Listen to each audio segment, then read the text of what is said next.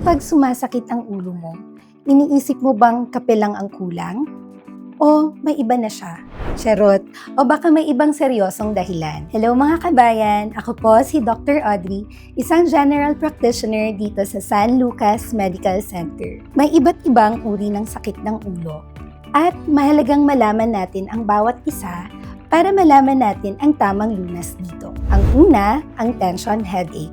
Karaniwan dahil sa stress o puyat. Humihigpit ang muscles ng ulo o leeg na para bang may pumipisil. Kaya, kapag stress ang dahilan, posibleng muscles ang pinagmulan.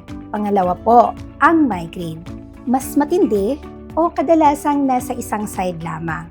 May pwedeng sensitibo sa ilaw o may kasamang panghihilo. Dito, ang nerves at blood vessels ang nagiging sensitibo. Pangatlo, ang sinus headache. Baradong ilong, bigat sa noo, o pisngi. Pressure sa sinus, hindi utak ang salarin. Kaya, kapag barado ang daanan, ulo ang nagre-reklamo. Pang-apat, ang cluster headache. Bihira pero minsan grabe ang sakit. Kadalasan, sa isang mata, may pagluluha o pamumula. Nerves at body clock ng utak ang pinagmumulan. At may iba pang mga seryosong uri ng sakit ng ulo na kailangan ng mas masusing pagsusuri at tests. Hindi lahat ng sakit ng ulo ay dapat tiisin.